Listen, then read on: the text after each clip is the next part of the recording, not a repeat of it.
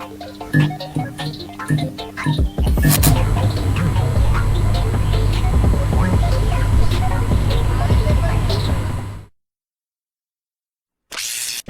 fully charged. Launch ready for AEW Spark in 3, 2, 1. All Elite Wrestling discussion is live. Cue host Noah Foster.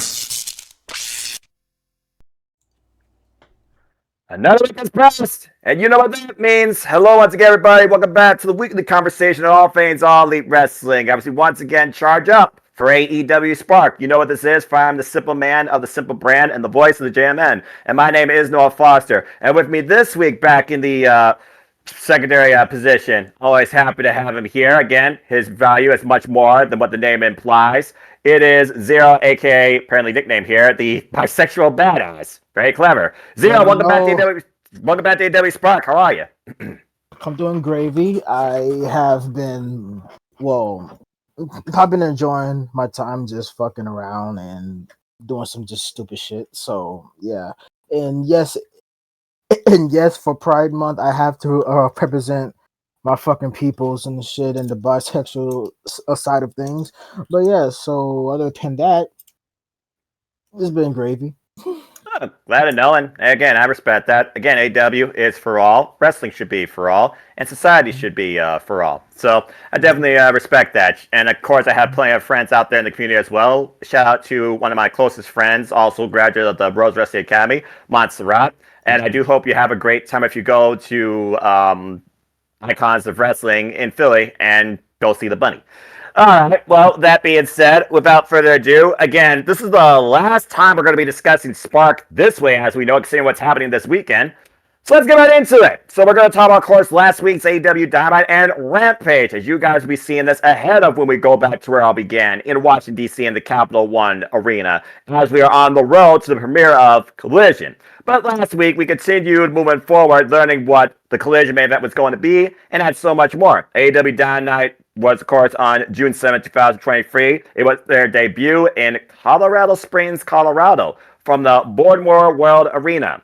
And of course, shout out to my sources, and at this point, it's so easy. Thank you, AllEliteWrestling.com.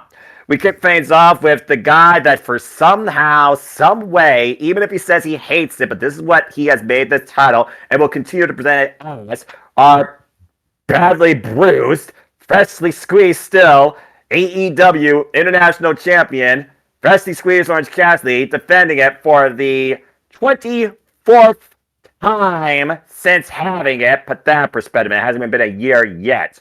Against Mogul Embassy's Swerve Strickland. And of course, Prince Nana, Brian Cage, and the Gates of Agony were, of course, in Swerve's corner to a degree. Primarily, Prince Nana and Swerve were at ringside, while the rest of the Mogul Embassy was up on the entranceway.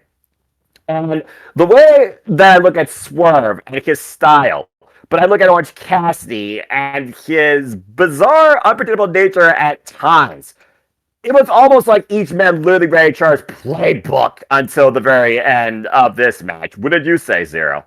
I want you to understand this, all right? Fucking Orange Cassidy is the guy who is like literally that one guy who he looks like he doesn't care, but deep down inside he really does. So what I believe is going to happen is Orange Cassidy is going to have a character evolution soon. Basically, because you see how he is, like he's just lazy. But for some reason, if you look back at his matches, he doesn't want to lose. He wants to retain the title. Yep. If this was the old, if this was the old Orange Cassidy, he would have been dropped the title. But no, he still has the title. He still has that fucking belt. And he is doing everything it takes to win. So I think he's going to evolve as a character. Instead of him being a lazy put like cool guy, he might actually be a actual fucking wrestler. He probably going to keep his fucking pants because he doesn't like, or he might have a new attire of him wearing some maybe tights or trunks with pockets, but or something, but the fact that him and Swerve had a match, that shit was fun. But all my thoughts is basically just thoughts is basically just how Orange Cassidy is literally just winning. He ain't gonna lose the title anytime soon at this point, and he might end up changing with the title, which is gonna be kind of fun to watch. Probably a new character arc because he does want to win. He doesn't want to lose, and That's his belief. yeah, like usually, especially from the very first Double or Nothing, when he appeared out of thin air, Yes, and that he got Casino Battle Royale. eliminated. Yes, Just walked off. he just walked off. Like he literally got get out the ring, walked off, and just be like, okay, cool. Now look at him now. He wants to retain the title. He's probably sick of it, but part of him is like, I'm a champion. I got to do this shit, bro. I don't want to lose, but I don't want to carry this fucking belt. What the hell? He's in like a midlife crisis right now. I'll say he's his own worst enemy when he says that he literally is going to defend this title any week against any competitor because that's what this championship has become. That's what I'm going to present it as. And once again, he did here, and it just seems like we're just adding more and more and more and more and more damage to the health bar, and eventually that has to hit zero at some point. But it didn't happen here, but it came damn close. In the early start, you saw, of course, the hand, the neck, the arm, the spine, the knee. There was pretty much not a single part of Orange Cassidy that I feel safe to say wasn't bruised or was in some sort of agony or was on the verge of injury. In the early going, Swerve attempted a suplex. Cassidy defended against it with back elbow strikes. There was a heavy exchange in the early going, and then Orange Cassidy was able to roll through, crank back on Swerve's cannon arm, but then Swerve countered a DDT, but then Orange basically using more so not his physical nature, but his mental game, as it so fits his character. He lured him onto the outside, and then Swerve followed up on the floor, but then Swerve was able to catch him, literally, with a chop out of midair. And again, when you're on the outside of the ring with Swerve, you're kind of playing in his territory, considering what we know Swerve is capable of. And you don't have to worry about falling off the apron this time either. As things kept going, those Swerve restored shots from Orange Cassidy. Orange fired back to let a stunned up millionaire. Everybody forgets about that move and how no matter what, Orange Cassidy can always get you out of nowhere with it too.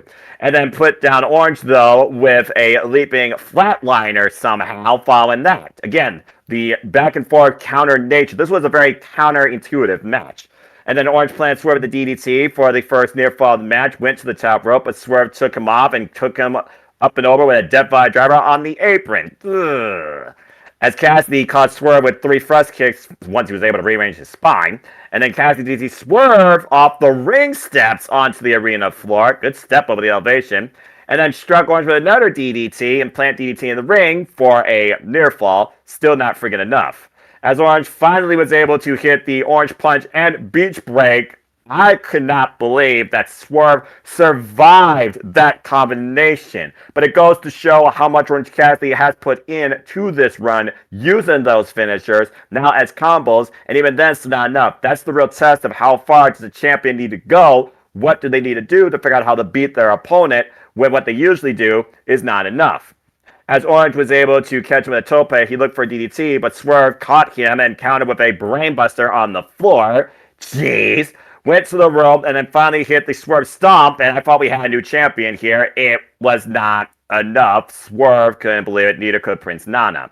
And then we had counter pinning combination there, but Orange rolled out Swerve. After Swerve previously grabbed the ties, both men were doing anything possible. And once again, not mousetrap, not a finisher, just with a still probably broken hand, grabs the tights enough during the decision counter roll up. Swerve escapes. Oh, excuse me. Orange Cassidy escapes still with the championship.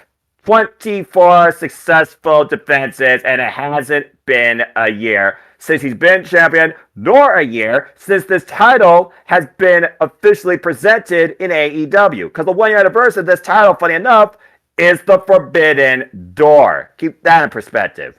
But speaking of perspective, as Swerve couldn't believe it, the Mogul Embassy was then called down by him and Prince Nana to swarm Orange Cassidy. But before an attack could further ensue on our very bruised champion, lights go out, and made his return with Darby Allin, fending off the Mogul Embassy for now. Again, what does it take to not just beat Orange Cassidy, but for Orange Cassidy to beat himself? The greatest opponent to Orange Cassidy is himself right now. Period. The only way to beat Orange Cassidy is to shoot him in the fucking head. But okay, how about we talk about a legal matter in wrestling? Legal matter? Okay. Legal matter, just jump him. Just beat the fuck out of him backstage, throw him back in the ring, Gonzo bomb, burning hammer combination, and then win the 3. But no seriousness though, they actually delivered, and it's just the fact that he's I thought Swerve was gonna win. Me too. So when he fights Keith Lee, if that beef's still around, it would have been for a title. But now that that Orange Cassidy is win the match, I hope and I really want this now because it's pretty much possible. At Forbidden Door, I want Orange Cassidy versus Naito, the battle of the fucking goofballs. Oh, God. Either him or him against Toriano. That should be awesome.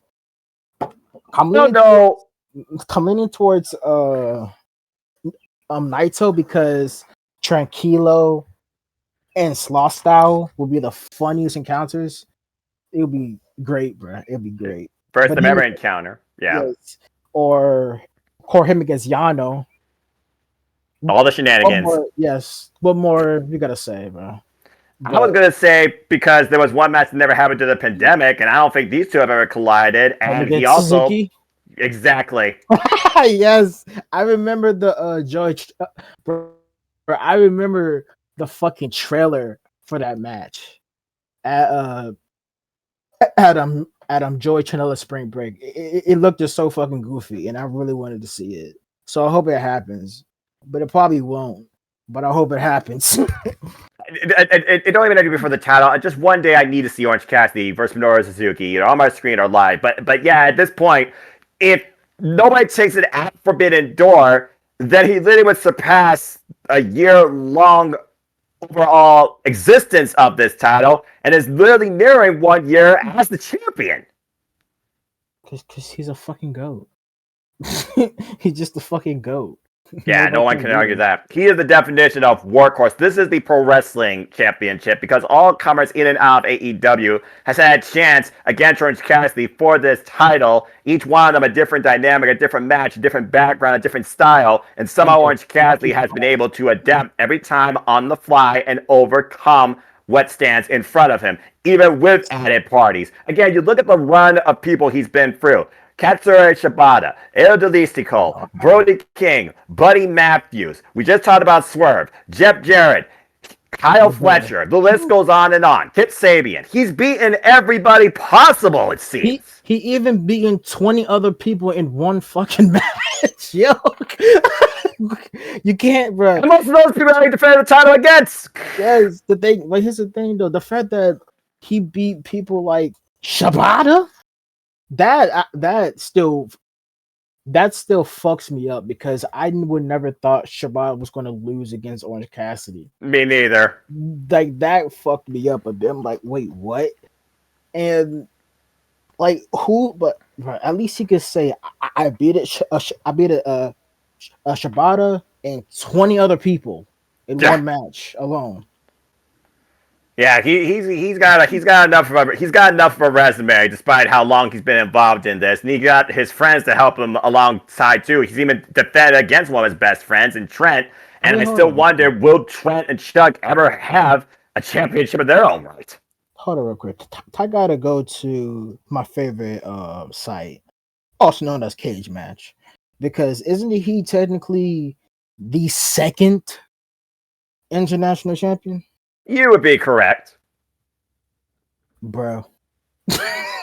Bro. Enough said. Again, bro.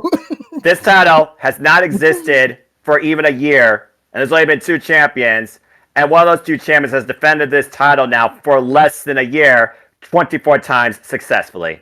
Bruh. Okay, so Pac hold the title for like 108 days. Yep. Orange Cassidy held it currently 245 days. Yep. Bruh. Enough said. And he's the second champion, and he like defended. Okay, details, please. Just fucking tell me how many times he defended this belt, bro. Like 24 times, man. 24 times. This motherfucker's a menace. This man's a menace. He's a fucking menace. Like he's definitely something. He damn near defend the belt like every fucking week. Almost just about, pretty much. Just about, yeah. This man's an absolute menace. Yo, you gotta find something to counter it. You gotta find the kryptonite to Orange Cassidy. 23, 24 days. What the fuck, bro? Workhorse Championships, the Pro Wrestling Championship. Yes. It's not unheard of, but it's definitely unique in this day and era, to say the least. Respect. You think? Well, I mean, you know. Bro, I thought Gunther/Walter was like a fucking menace with his Intercontinental reign. Man was destroying motherfuckers. Yep. And having good matches. But Orange Cassidy, you know what? Orange Cassidy against Gunther, the Ring General. That's a true Forbidden Door, and I would love to see that too. Again. Hey. It's one of those things we're just going to have to wait and see what's next for Freshly Squeezed, and we got a little bit of an idea as we head to Washington, D.C. But that being said, speaking of things that we know that are ahead, dream match scenarios and encounters, brief video package as the American Dragon Bryan Danielson came out to join the broadcast booth, and of course they hyped up that after Forbidden Door it is official, a dream match of epic proportions. The American Dragon will take on the Rainmaker, Kazuchika Okada, for the first time ever. They say Okada's a once-in-a-lifetime wrestler, but he's going to prove to Okada at Forbidden Door that he is better than he ever was. I cannot wait to call this shit. Do you want to talk about what's it called? Dominion, because there's a thing that I kind of want to bring up for this. Sure, man. That's where the challenge was laid out. What's on your mind about that? All right, one, Okada's gonna fucking win. Okay, here's the reason why. Here's why I probably said it, because this also happens in Dominion and All Together again. The never a title match, right? At Dominion. Yes. I wanted Shooter to beat the dog shit out of Okada. Oh, he did, but he still got Rainmaker the next week and got pinned. Bro, that's what pissed me off, bro. I'm like, that's the first strike. I'm like, I wanted this man to whoop his fucking ass. I'm tired of Okada. Here's the thing about Okada. Here's what he's become. The guy that dickhead. The guy, well, yes, but maybe that's a good thing, because again, he challenged the spirit of Inokiism. What is Inoki? He's all about only the strongest will thrive and survive, and Kazuchika Okada is literally the strongest guy, proverbially and physically, in New Japan Pro Wrestling. He is the figurehead. He is the obstacle. He is the phenomenon. If you overcome him, you made yourself in this industry. Kata Kiyomiya tried at Keiji Muto's Last Love, and he fell short. Ren Narita tried it at Dontaku. Not only did he fall short, he ended up getting pinned by Okada and lost the 6-man heavyweight championships for Strong Style. And as you just alluded to at Dominion, Shota Umino, who's been calling out Okada every chance he could get and bringing the fight to him, all it took was one Rainmaker. He couldn't survive that. Shota Umino down for the count. All this generational talent trying to take on the best going this century, it seems. Coming up short, but it's taking their opportunity. They're taking the opportunity, and I'm happy. They are literally standing up towards Okada. And I think Okada finally sees how he was back then when he challenged Tanahashi for the title. Exactly. And I'm just like, yo, yes, this was you. You was a brat. Now you're just a fucking dickhead, bro. And like, so right after that fucking like match, then then at the then at all together again, it was Tanahashi, the only nicest fucking ace so far. He is the nicest man in all pro wrestling, but he can also be very mean. Yes, but at least he was nice to the other people, also known as Kento Miyahara, the fucking goat of all Japan currently in modern day. That is my boy. He's a ride or die for all Japan.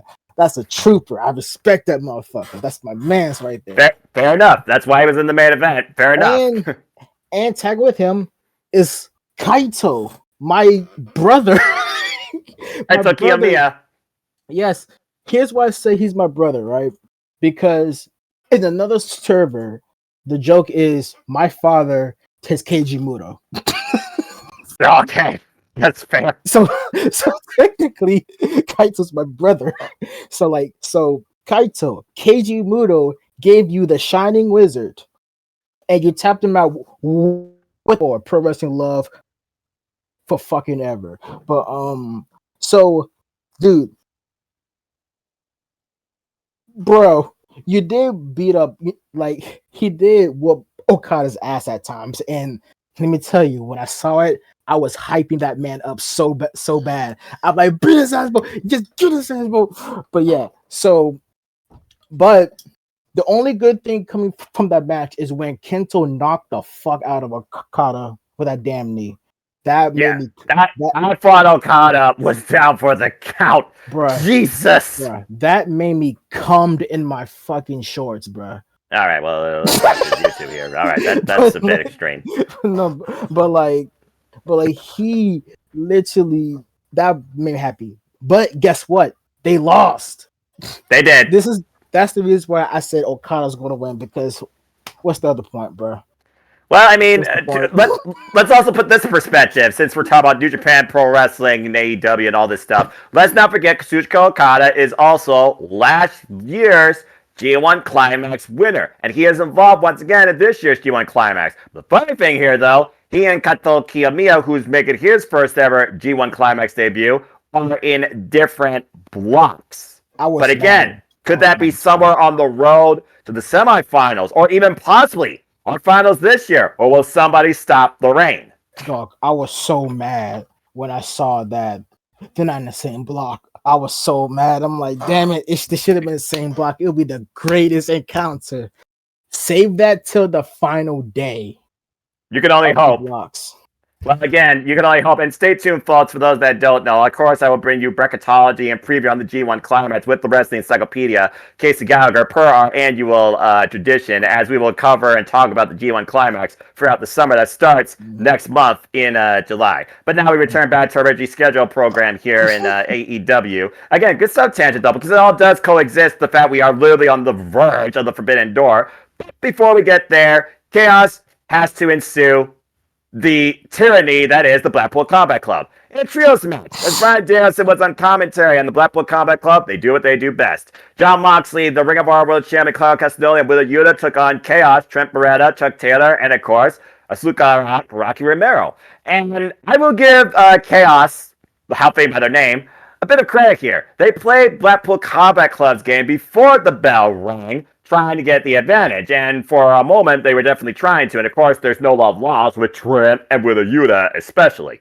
In the early going, I mean, told you by fact, you gotta take the fight right to the Blackpool Combat Club. Of course, Bryan Danielson says, we trained for that, we learned to tuck in our chins for that, because Chuck Taylor once stuffed with a Yuta into a pile driver. And of course, we talk about the neck discipline of everybody in New Japan Pro Wrestling. Bryan Danielson knows a thing or two about that, and apparently been trained with a Yuta about that as well. Claudio, a difference maker countless times over. He just rolling through Chuck Taylor down to the mat. The Rucker Mill hit John Moxley with the flying knee strike. Everybody's just literally hitting high impact moves anywhere possible. Yuta able to land a German suplex on Chuck, but then Trent gets tagged in, spears John Moxley. Rocky comes in, and he and Trent, hey, Roppongi Vice.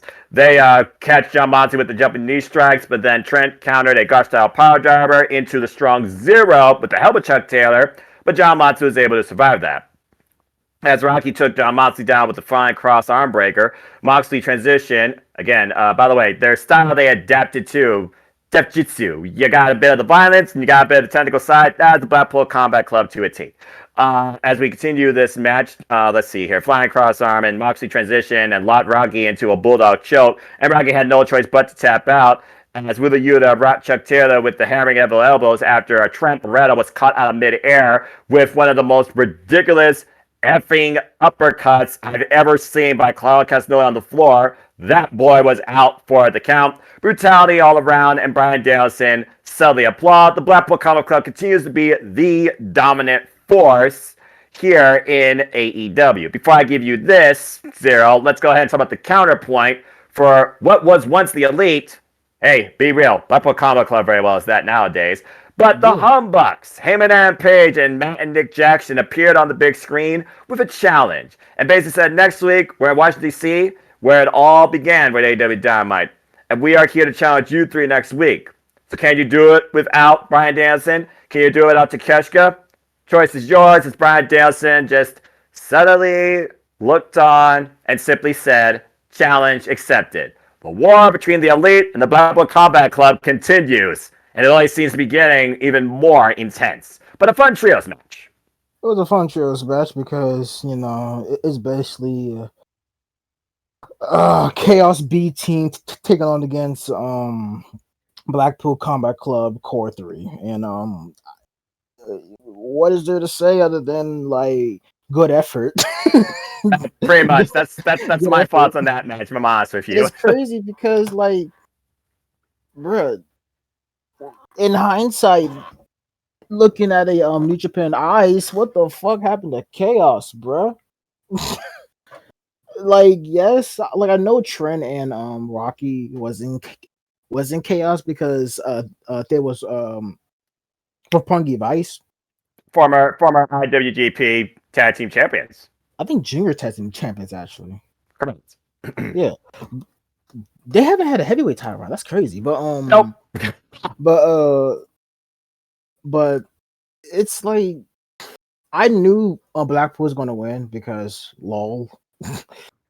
Like, do you honestly think that Trent Beretta and I was about to say Caitlin Clough from WWE? Oh shit. I forgot about that team. Almost. Anyway, glad you caught yourself. That team. But like Trent, like, do you honestly think Trent Beretta and Chucky T with Rocky, do you honestly think they was gonna win the fucking match regardless? Now that's really you that slipped in the banana peel, the Young Bucks super kick Claudio on the outside. No. No, absolutely not. Ridiculous. That's goofy. But it was a good effort. Blackpool wins, LOL, because they just beat the shit out of everybody. Hey, sometimes you just want us to watch a violent trios match at the end of the day as a wrestling fan, and that's what you got. Yeah, but like we had a violent a violent 8-way, 8-man tag match that was crazy. But I like the fact how right after the match, Hung Bucks, I don't know how hung they are in their pants, but it's nice to know that they're not done with them yet because Homeboy is like, without Takeshita, without Bryan, can you beat us? Bryan's like, no shit. Yeah, we accept. And I think this match is going to be more of a play-in for something else because it all started in native DC, and but that's where it all started. But then all the shit come together. That's when the vision came to be, where they wanted to change the world, the Elite. So this might be the same night for the same match. They're going to end up changing the world. maybe Kenny Omega shows up with his boo, Kota Ibushi, if, but I kind of want to believe that because I was hoping to see that, but I have to remember Kenny's in Japan getting his friends. Maybe. We haven't seen Kenny Omega since AEW Double or Nothing. We just know he's not in the country, not in Canada, not in All Elite Wrestling. He's probably hanging around with He's probably hanging around, vibing. I mean, the last time we saw Kota Ibushi, he was taking a firework to the chest in the middle of London. Who knows what this man's doing? That man's having fun. Yeah, and risking his own life and well-being. Then again, this is Kota Ibushi, the guy without a neck. This man is just built stupid. But yeah, so like a trios match is going to be a good match. It's not going to be a chaotic match, but it's going to be a good trios match. Hopefully, there's a stipulation as well, because if it's just tags in, okay, cool. But if it's just a straight up, we're going to fuck you up, I'm be all in. Well, pun intended, you might literally be building something there. But to be fair, you just saw a match with all the extreme circumstances. This is just now with less members on each party. So now we'll see under traditional circumstances if the Blackpool Combat Club can get it done against the trio known as the Humbugs, who were very effective in Ring of Honor days and were very also strong dynamic. So again, it's still a different way this battle wages on. But I am kind of curious to see against the Elite under traditional circumstances Alabama Combat Club does hang. So we'll find out soon enough. But you did talk about Kenny Omega, who's also part of the Elite. Funny enough, again, I feel like you are kind of bringing everything together because, of course, we are building towards Forbidden Door, and only 2 matches are announced. We talk about one match. Let's talk about the other match announced because they hyped it up on the video package. While Kenny Omega right now might have a different agenda, where his mentality may stand, he might need to reset.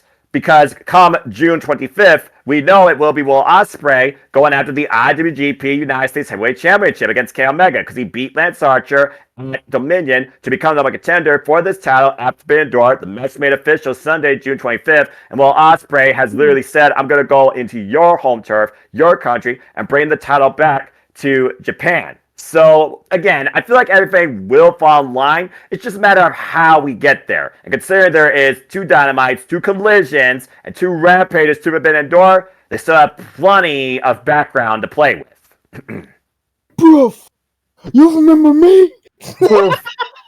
Yo, I'm gonna be. Bruv is my new word. I like that word. Bruv. Yo, his post promo right after he beat Lance Archer was fucking crazy. My man's like, I'm gonna come and get my revenge. I'm like, bro, whole time I was like, let's go, bro, get your revenge. Yeah, here we fucking go again. I get to call Kenny Omega and freaking Will Ospreay too. Let's freaking go. And you might want to put this in perspective, Zero. Will Ospreay and Okada are in the same block in the G1. That was last year's final. Take that motherfucking head off, bro. Take his head off. I think Okada and Ospreay have their agenda set. Dog. And they're once again going to renew hostilities in the finest order. Dog, let me tell you something, right? Let me tell you something about me. My 2 biggest ops so far in New Japan has to be David Finlay and Okada, bro. Those are my 2 biggest ops. I am the reverse Flash for David Finlay, bro. I do not like him at all. No one does. For Okada, for Okada, you can just call me a fucking hater. I just can't stand everyone else to Okada, young boy. You a young boy. You a young boy. You a young boy. Bro, they trying to fucking prove a point, and you just want to be a dick. Bro, did you not see how he treated homeboy from All Japan on his team? Yes. Like, he literally said, I don't even know who you are. I'm like, yo, bro, this man's a dickhead. He's about NJPW and only that. Bro, he wants to make pro wrestling happy. He wants to show New Japan Pro Wrestling the best in the world, the strongest pro wrestling. So, yeah, that's Okada. Bro, I was like, you a fucking asshole. He doesn't mind being that because at the end of the day, it gets the audience to react to I engage. know. It He works got to me New engaged, all Japan Pro right. Wrestling's advantage, and Okada loves it. Homie got me engaged, all right. Yeah, but again, altogether, tremendous pay-per-view. If y'all haven't watched it, folks, definitely try to find a way to check out that show before it's available on demand some point down the line at world.com. What a year it's been just in general for Japanese pro wrestling. Good grief. But my Anyway, that's prediction it. is Will Ospreay beating Omega either by two things: by taking his fucking head off with a hidden blade, He tried or that Wrestle Kingdom. It didn't work, dude. bro, Bruv. he got to do it twice: back the head, front of the head, back head again. But Oh, Jesus. that'd be a crazy finish. Try But to friggin' break his brain like Ishii broke friggin' Kenny Omega's jaw in the G1 one year. One of my nah, favorite matches of all man, time. nah, he's going to hit him with a Shibata. Oh, God. Don't go Sakura Genesis, bro. No. That nearly killed a man, all right? Let's not go there, all right? I know Good grief. that shit. I still would not forgive him for that. But like, but Talking about taking a anyways, match too far. Jesus. yeah. But, Anyway. but anyways, either Will Ospreay wins clean or some fuckery, most likely because of Don Callis, Takeshita, and This new family, whatever that might be, which we'll talk about here yes, shortly. Again, how everything just seems to fit right now with the AEW ecosystem, with everything that's coming up for them in the short haul too.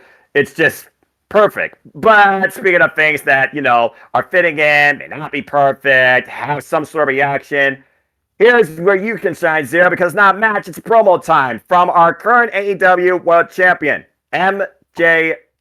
oh yeah, In let's Colorado go. for the first time ever, and basically said that I'm contractually obligated to show up here, and I nearly offed myself because, frankly, there's nothing more boring than this place in the entire world, and there's no competition for me in this company because nobody is on the level of the devil.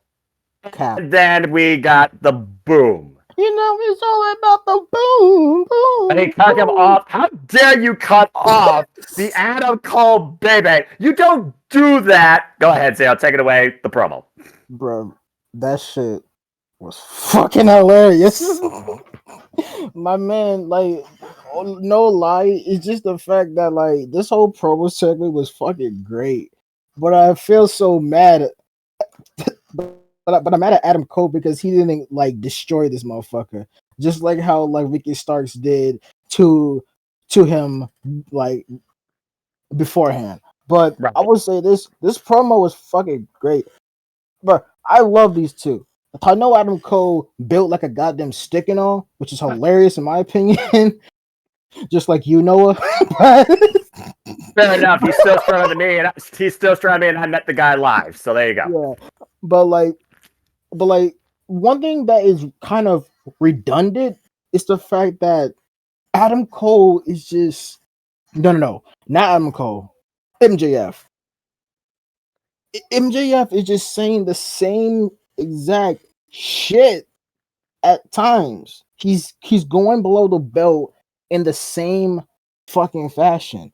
And Adam Cole exposed him for it. Yes, which is hilarious because Adam Cole was like, dude, we heard this shit 1,000 times with Punk, with Ricky, Blase, but like it kind of hinders like MJF, which is kind of sad because I love this motherfucker. I love this double. He reminds me of he is basically me when I don't give a fuck.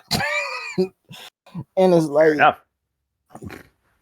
like, the thing is, it's just that I love hearing him talk. He could talk his ass off. I could hear him talk for a fucking hour straight, just roasting me. I won't care. It'd be kind of funny, but he'd be saying the same exact shit every time. He goes like he brings up WWE, which is easy to bring up because they have a lot of material you could use for promos because they give it to us not on purpose. Remember that, but like keep in mind there are no writers in AEW, folks. But this promo is brought to you by Twitter. Yes, like this was a whole. I love the IWC. I also hate the IWC at the same time. That's just fair. like I love and hate them because they give me a lot of material to laugh at. Because with me, I don't take the shit too seriously. But it's just a fact. Okay, for Adam Cole's side, right? He hit him with one of the biggest things ever. He's saying the same shit every time. I heard this from Twitter about my weight. Yes, but look at you. He should have said, "You look like EC3 at times, bro."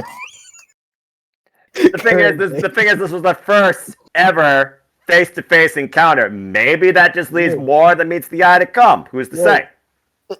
It's just the fact that like I loved it. Like I don't. It's just damn. It was good, but it doesn't have a lot of stuff that I really wanted to hear at times. But I was hoping also like a resume by MJF, resume and Adam Cole. Been through Ring of Honor, been for ZCW. You went down to Florida, though he never said the letters, but he did become one of the best champions of that brand, and that is indeed undisputed. And then at one point, he was about to become Keith Lee's manager because MJF respects Vince McMahon. Oh, Vince name drop. Like we haven't heard that before. Talk about how he used to be the Panama Playboy, now you're just the Panama Game Boy. Again, there was a couple of good singers here, but it was all retrospective. I mean, AEW making you the biggest star possible. You got the girl, you got the reality show, you got the big entrance, you got the music, you got the gear. And then I feel like the key line here that definitely got me was, meanwhile, Britt Baker keeps leaving the house with your balls firmly in her purse. Did you use that as a physique of a world champion? But no offense, you're so frail, you make Frank Horse jealous. That one was pretty fucking stupid in my opinion. But it's just like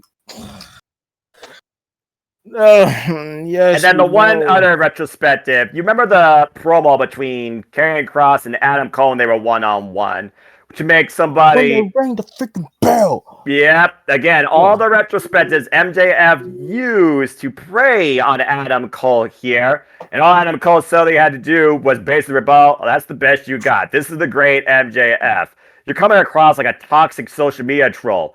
Again, come on, man. You're world class, but you're basically a world class douchebag. Because the difference between me and you, everybody back there respects me and what I've done across the world, 16 years, across every locker room. There's nobody that gives a damn about you, nor respects you, because you have taken the lowest hanging fruit and the lightest work schedule to manipulate your way to the top of the game. Oh, my body, I haven't heard that before.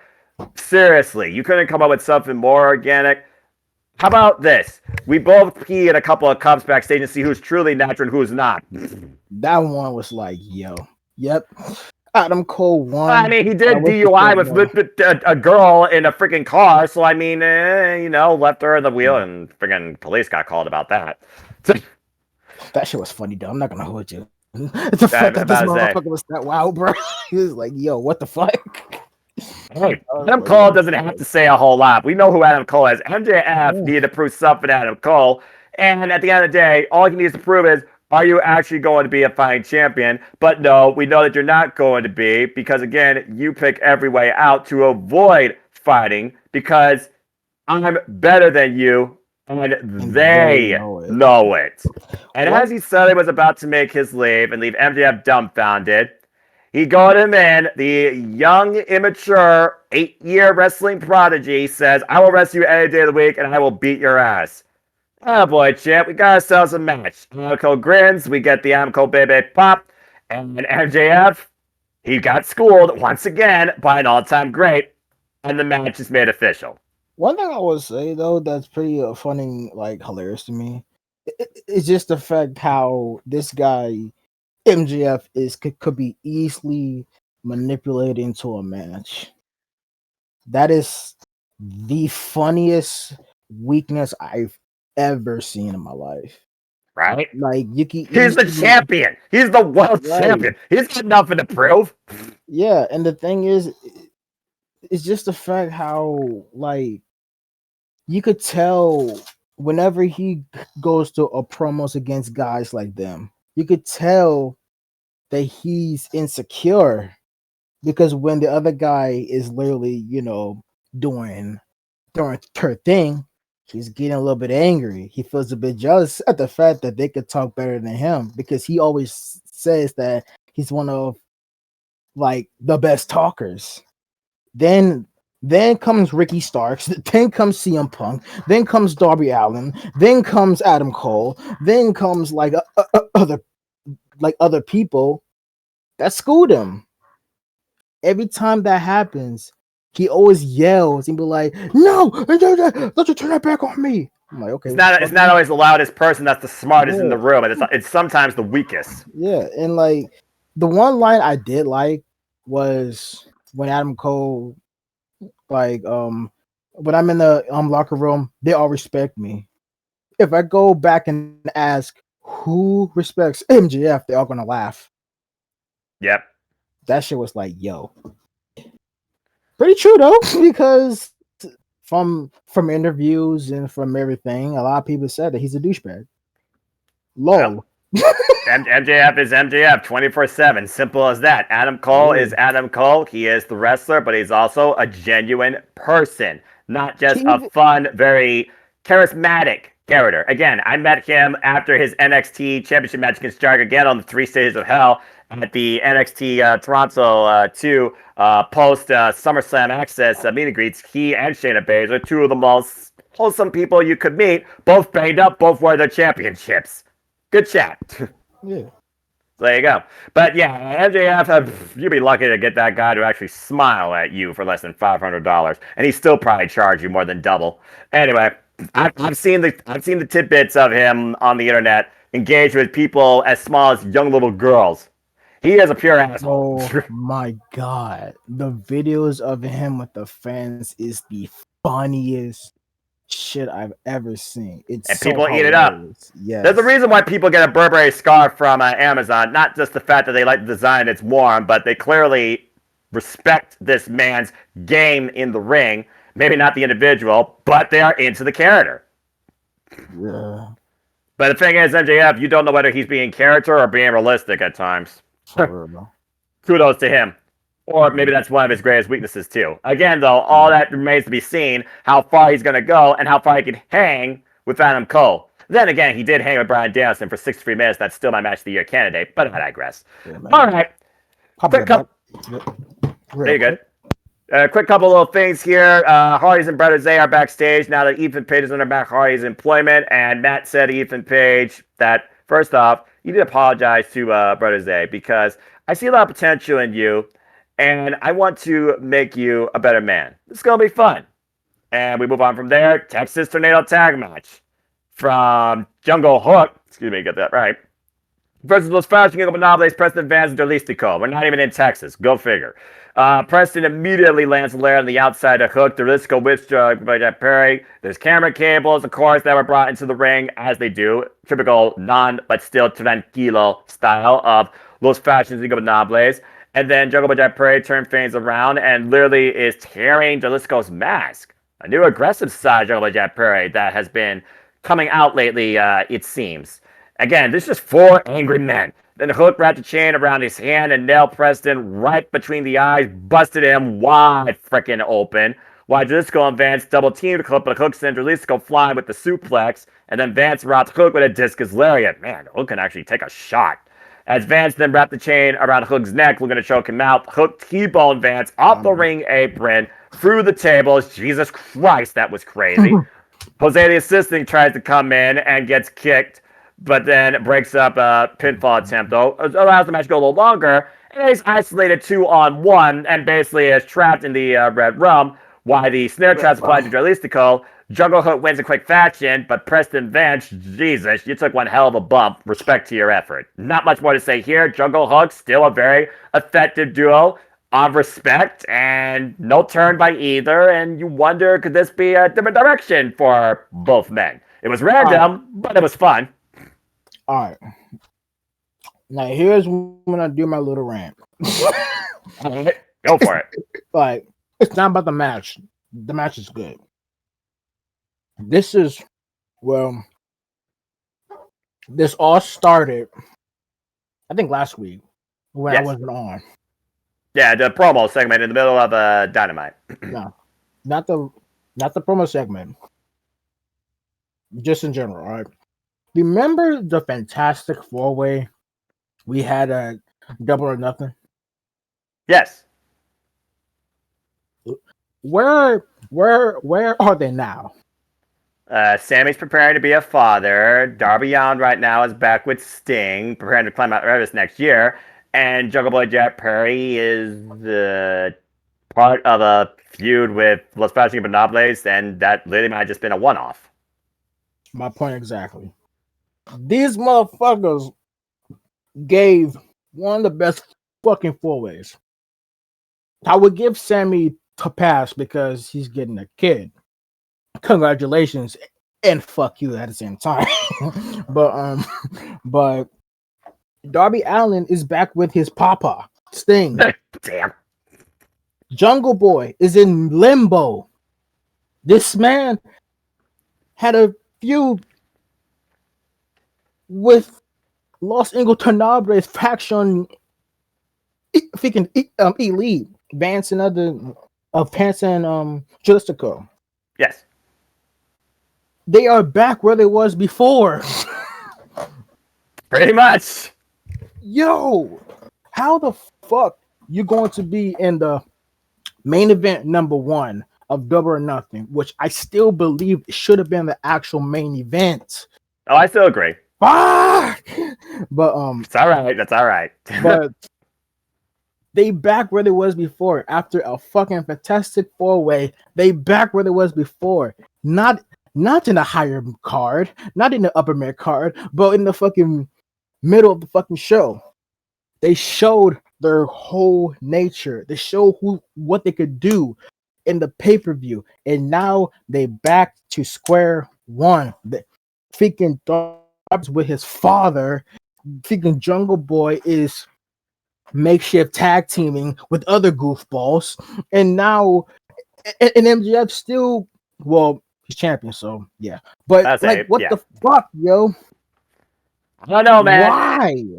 I don't know. It's a weird dynamic. I mean, honestly, I look at Jungle Boy Jack Perry. I thought he was going to turn on Hook, and then we're going to build a few out of that, which will show a different character dynamic. Jungle Boy Jack Perry being the sympathetic babyface that couldn't get it done when he had the smoking gun in hand and could have legally used it. But again, a choice of morals cost him, and maybe it goes back to that riddle spin about Christian Cage saying you lack the killer instinct and you will never be a champion in this company because of that. Because let's keep in mind, Jungle Boy Jack Perry has not been a singles champion in AEW. He's only been a tag team champion. While Darby Allin, he's had the TNT championship 3 times over, and he beat it first inaugurally against Cody Rhodes. So Darby Allin's kind of one of those guys that just AEW owes him nothing, but he appreciates AEW for letting him be himself. Darby Allin's one of those enigmas that doesn't need to do anything. So honestly, this dynamic of him and Orange Cassidy, workhorses, and respected individuals of the company, I'm kind of okay with where this is going because maybe this means Darby Allin will challenge Orange Cassidy for that championship. We still don't know what Sting and Darby Allin were talking about when they said, we're going to go out to blaze of glory because it's showtime. But Darby has Sting as a best friend. I think he's got more than enough as it is. And you know Sting and Darby Allin are going to do what they're going to do. Because remember, the only thing that's for sure about Sting is that, never mind. Either way, I feel Darby Allin's okay with what he's doing. But yeah, I need to see some character redirection for Jungle Boy Jack Perry, or honestly, he literally might be stuck in limbo like you're saying. This man doesn't know what the fuck he want to do. Pretty much. God. Pretty much. Bro, he set himself up fucking twice. Well, in a sense, more times, but I can't even remember them. Other than the fact that every time he has a weapon, he ain't gonna do nothing. He's just gonna bitch out. And it's just like, okay, how about this, man? How about this? You do this, okay? You have Jungle Boy, Jack Perry, lose one more time, and he snaps.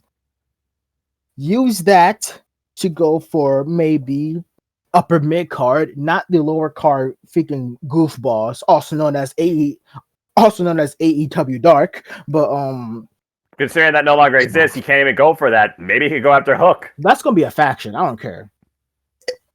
AEW Dark is a faction, non-canon, but they're a faction which is basically all the goofballs in the roster. Well, the ones that are barely on TV. That sounds like that sounds more realistic for Ring of Honor, if I'm being honest with you. But okay, Ring of Honor is AEW Dark. It's Dark Elevation at this point, but make him turn heel, make him snap, find his killer instinct, and maybe win. I was gonna say TNT title, but fuck that title at this point. Make him win the international title and have him have a reign that's like building his character. But for right now, I am disappointed at what they're doing now with the remaining pillars. The remaining two pillars, because one of them is but I'm disappointed what they're doing with the remaining pillars, because it just feels like they back to where they was before the title match, before the whole feud.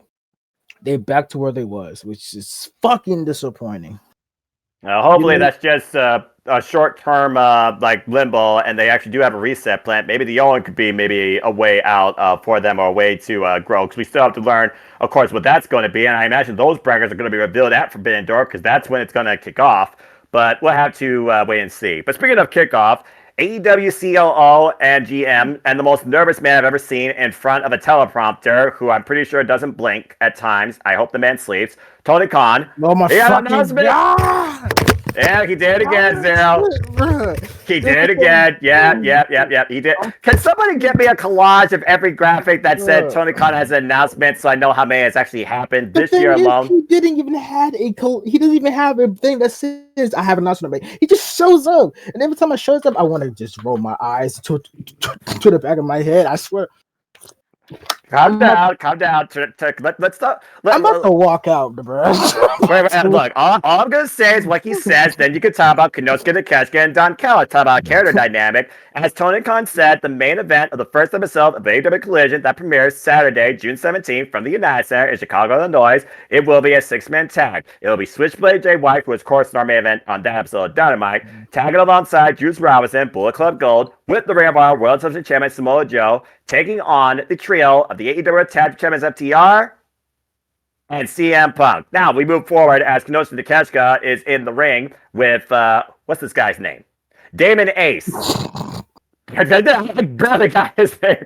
Thank you, AEW. Just call him a goon, because he's just a goon at this point. I mean, you literally could take a stopwatch to this, because all you needed was, I have not felt an entrance with this heat organically since Ciampa turned on Gargano and Black Gold NXT. And again, the fact they have the Titantron playing throughout this match, and that graphic art, of course, of the tragedy and betrayal that Don Callis did to Kenny Omega. And Takeshita literally blasted Ace with a power drag knee strike and pinned him in less than the time you can make a DiGiorno pizza. And as Callis once again had something to say, but the crowd would not let him speak. Let the booze rain. I freaking love this. But then, hey, like last week, I will be heard. You may not want to hear it, but I'm here to tell you the truth about Kenny Omega. Now, here's my problem with this. He literally echoed the exact same shit that he said the previous week. Not a single thing was different. Except for the fact that, again, he simply talked about, you cut out cancer, and me and my family are going to cut the elite out of this company. That's the only line that mattered here. That's the only line that matters right now, because what the F type of family can Don Callis conceive with Konosuke Takeshita at the helm to obliterate, remove, erase, delete, cut out the elite of all elite wrestling? That's the narrative being played here. Now, do you have anything to say based on Don Callis' family aspirations before we move on to our next segment?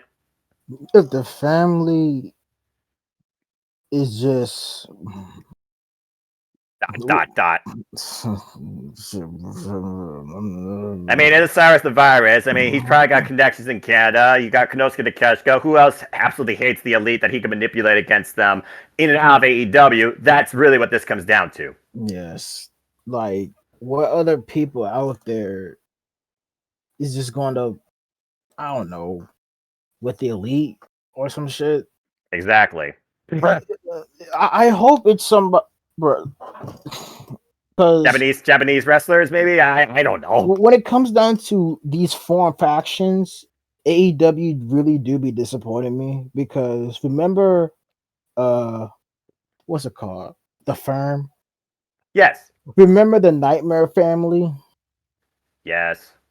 or the Collective. yes, and like remember there was another the Bunny, the Butcher, and the Blade. Hey, that's actually a good dynamic that worked. They just didn't push them Yeah, right. but like remember their debut where it was just completely nothing. Yeah, Most it's like who are these people? And Jared's like, oh, I'll tell you, those B's don't stand for better business, bro. I'll tell you that. Unless you're like me, who watch Smash Wrestling and know these gentlemen. Of course, know Laura yeah. Denise from Smash Wrestling, aka Cherry Bomb, aka now the Bunny. By the way, get well soon, as she suffered a orbital break, Ah, and that sucks. she is doing better, though, as the Butcher did come out on an interview and said that she is recovering well. And they got this new faction, seems, with Kip Sabian and Penelope Ford. So hopefully that'll be a dynamic that, of course, her and her friends can all roll with and do something with in AEW. But apparently she's doing better. That's what's most important. Anyway, yes, that's just one of the many debuts that AEW did drop the ball on big time. Yeah, but like it's just that I have a feeling that it's gonna be underwhelming. Mm. But I hope it's somebody either from maybe a young boy that's returning, or maybe it's like somebody that we actually feel like could make an impact. I don't know what family. I don't know. I don't Maybe know. somebody goofy. I don't know. Well, John Callis is goofy enough, so I mean, again, you might just be getting a recreation of the menagerie or the oddities for all I know. Anyway, Possibly. as Marvez knocked on Christian Cage's door, and Christian came out and said that Arn took someone from him, so it's time that I take someone from you. And apparently, he and his right hand instruction made it personal and gave a nice early Father's Day present. Brock Anderson being battered and bruised. So I feel like Arn Anderson's going to pull his Glock and probably bite up Luchasaurus' thumb sooner rather than soon. Not much more to say there. As we move forward to, I am so damn glad she's back. This has been great so far. Respect Women's Wrestling. Good matches, by the way, too. And I'm glad they're giving it ample TV time outside the picture-in-picture so far. The woman more than woman. Chris Statlander, the TBS champion, had another TBS Championship Open Challenge. Her second one, taking on the star of the show, Anna J. A.S., with Daddy Magic. I guess he's still part of the Representation Society. Who remembers that? Anyway, this was a... Wait, that's still a thing? Holy shit. With her, I guess so. And nothing else, maybe her vision's more clear after losing to Julia Hart, who, again, I still think is more over in her character development than Anna Jay is. Why she still have her Dark Order theme? I don't know, actually. It's a good question. Because, like, that was her Dark Order theme. They probably that was took her out Dark the Order join theme, yeah. But they probably took out the join us part, but that's still her. Anyways, what's next? Yeah, well, character. we talk about character development. Maybe Anna Jay's in need of that too. I think the JS is going to be gone before the year's out. If I'm honest with you, Statlander they're going to go and use their power side headlock takeover on the J, and then transition to the front face lock. Anna Jay rolled to the outside, stopping Chris's momentum. Dad Magic doing what he does best, yelling and literally egging on the opponent, and was able to distract the champ. Anna Jay, of course, was able to come back and hit her with a big roundhouse kick to the back of the head. Jeez. As Chris Statler was able to come back though with her power and power slam Anna Jay for a near fall, Blue Thunder Bomb. Taya Valkyrie, still pissed off, watching on backstage from Modder like a normal person. I just watched the TV from appropriate angle, geometry. Dynamite once again got involved, distracted Chris for the second time. Anna Jay punched Statlander right in the face and planted her for a 2 count. Still not enough. Statlander was able to counter back with a discus lariat. For the third time, it didn't work out so well, as Dynamite was taken out of play. After Anna Jay was able to lock the Queen Slayer in, though, Statlander was able to use her power, catch her with a snapmare, and then Saturday Night Fever, I believe is what it's called, spiked her with a Tombstone Pile Driver. Ample effort by Anna Jay with the assistance, I would say, of Daddy Magic. But Chris Statler continues to roll on strong in her return and as our second ever TBS champion. I like the fact that these open challenges are within the AEW roster, giving the women a chance to be showcased and see what they could do. Now, maybe it could lead to one of them having a character development or a storyline. That remains to be seen. Nyla Rose, Anna Jay, who's next to go up against the one more than woman? It won't be legit Leia Hirsch, she's still recovering, but I know Chris Statlander wants to get that win back more than anything. And so far, I'm liking the way that her run is going. And the fact this title is actually being defended only on TBS. Yeah, because I remember the belt's called TBS, and like you have to defend the belt on TNT because it makes sense, and the TNT title it's on TBS because it also makes sense.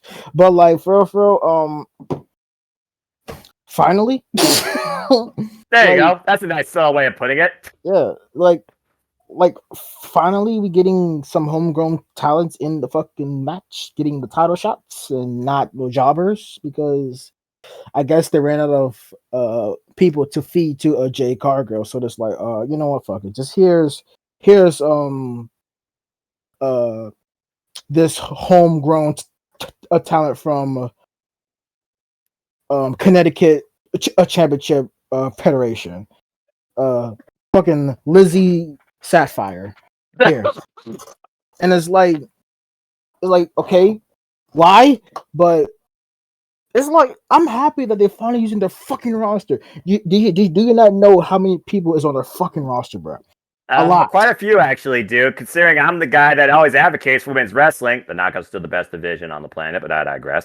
And W needs to learn a figure too about that, but I digress as well. But yeah, dude, of course I know that. I tell you, I've been following AEW since day zero. I think the AEW women's roster has a ton of potential. It just comes down to booking and growing them. Especially considering most of them have never been exposed to this TV level. I don't think they have a garden. So they don't know how to grow their plants. So they're trying at least, and you gotta give credit credit's due. Effort is important. Trying. That's where it all starts. They try, and I like it. Yep. But what the fuck, bro? Again, Anna Jay, in my opinion, needs to really figure out what Julia Hart says. You will be alone, always. She very well might be right, considering what's been happening with her lately. Bro, she left the Dark Order for a con artist, then gets fucking JOB'd to yes. It's a tragic tale. From one person joining another group that is slowly but surely dying. And all she got is herself. And that's it. Yeah, Meanwhile, well, hopefully something will change for her eventually. Yeah. All I guess is wait and see. All right. Well, speaking of the women's division and, again, homegrown talent and seeing who could, take advantage of opportunity, it was announced that Friday on Rampage, which we'll talk about here, and honestly, it was probably the only match that really mattered on Friday Night Show, if I'm honest with you. The fatal four-way for AEW World Championship title shot, it would be between Dr. Bricker DMD, Mercedes Martinez, Sky Blue, and the native beast, Nyla Rose. And Tony Storm basically says, good luck to all four of you. We'll be watching who gets a chance at the best AEW Women's Champion, conceded, of all time in this company. And then we also learned that announced for this coming Dynamite, as you all will literally be watching Dynamite after this, no doubt, because this will be loaded up on Wednesday. It will be the Mogul Embassy versus Darby Allin, Sting, Orange Cassidy, and Keith Lee. There you go, Zero. An 8-man tag team action. The AEW World Championship Eliminator match has been made official as AEW World Champion MJF will take on Adam Cole. If Adam Cole wins, he gets an AEW World Championship match. A trios match officially made for Blackpool Combat Club versus the Hung Bucks. It will be, of course, Wheeler Yuta, Clara Castelli, and John Moxley taking on Nick and Matt Jackson and Heyman Adam Page. But before we get there, it was time for our main event as Absolute Ricochet Star. What? King Switch, baby. Let him know. There you go. Bullet Club Gold, the Switchblade, the Catalyst, the guy that single-handedly sold out Madison Square Garden and the United Center and possibly Wembley Stadium. Switchblade Jay White with Juice Robinson, FTR, banned from ringside. And once again, Ricky Starks proves why he's a main eventer, and Jay White still holds up to his main event caliber. A very strong, dynamic match here. So that being said, Zero, why don't you take it away and talk about this match and your overall thoughts about it? And what's your whole dynamic with the Bullet Club Gold? I was expecting a new member, if I was perfectly honest with you. Bruh, I was expecting ELP, but probably not. But I was actually going to go with Ace Austin or Chris Bay, but okay. I thought it was where probably won an ELP because I'm a fucking head banger. But Fair enough. And he's right now doesn't know where he stands in New Japan Pro Wrestling. He stands alone. yeah. But the thing is just the fact that I was expecting a new member. I wasn't expecting the Impact crew because, anyways, and That's fair. but we did get new members. But it was a good match. Unfortunately, I wasn't really paying attention a lot. But the only thing I did know is that my boy is a defense player and he always has a plan. Even though I don't know if this was a part of the plan. I don't think he had anything to do with that ending. So yeah, I'll go ahead and slowly talk about this real quick. In the early going, Ricky Starks, he started off hot. He sent Jay White flying overhead with a big backdrop, and then they brawled on the ramp. Because, again, Ricky Starks has been waiting to get his hands on Switchblade Jay White for weeks now after all these backstage assaults. Starks countered with a suplex with the knee and then some big body shots, and then Starks ate an elbow strike from Jay White, but then suplexed Jay White on the rear floor. Ouch. But then Jay White came back with chops of his own and literally tried to cut off Ricky Starks' windpipe. Then Ricky Starks flew some heavy right hands at Switchblade Jay White, but then Switchblade punished him and then hoisted him up onto the top turnbuckle, and then got a nice superplex for a near fall. As Jay White was looking for the Blade Runner at this moment, Ricky Starks fought through it and then exploded with a lariat big elbow strike combination, and then connected with a DDT following that for a near fall. And again, Jay White shows. Whoop. That was interesting. Okay. Well, that was interesting. Hello. I mean, we've seen this botch before in AEW, but anyway, Starks followed up trying to go for the running spear, but Jay White countered with a knee, caught him flush coming in, but then came back with a second win and connected with the spear once again, and then looked to lift him up for the Rochambeau, but he clipped the referee. Oh no, I knew this was going to happen. Jeff Red, baby, let's go! Alright, so where's Juice Robinson? So where's FTR? We're waiting for somebody to come down here to look like Rick Starks has the win. That was boys come down and snuck in and nailed Ricky Starks with the 310 to Yuma, the modified big ring into a flatliner. As Jay White sees Ricky Starks is down and out, he catches him with the Blade Runner. Ricky Starks wins as Ricky Starks is literally down for the count as Juice Robinson comes out and celebrates the Switchblade Jay White in the end. But what the hell was that about? Now, the only thing I could think of is that the As Boys are still a little sore that FTR took the AEW Tag Team Championships from them and still believe that they should be the champions. So since they couldn't get to FTR, they went after a running mate, it seems now, with FTR and Ricky Starks. I want to say they were just sending a message to the tag champs. I do not think these Ass Boys are part of Bullet Club Gold. And if that is the case, I've got mixed feelings about that as AEW Dynamite goes off the air. Yo, okay, so hear me out. Go for it. What if this was a ploy so the Guns could ask, can we be a part of Bullet Club? And both Juice and Jay, they will look at each other. You'll look at them. They'll look back at each other. Fuck no. Okay, I actually could accept that. The best thing ever, just to piss them off. But I hope they're not a part of PG Gold because it makes sense. Gun Club, Bullet Club, Guns, Bullets, Glock Anderson. But at the same time, no.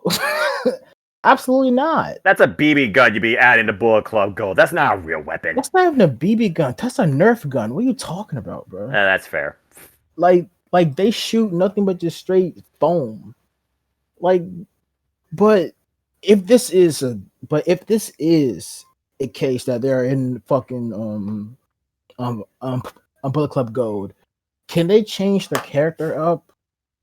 One wears glitter on his body, which is, I mean, I don't care. It's just like, it's like distracting me because it's so shiny, and it looked like he has like baby some oil on him or something. But their characters went from ass boys, I'm not an ass boy, to just whatever, like disgruntled.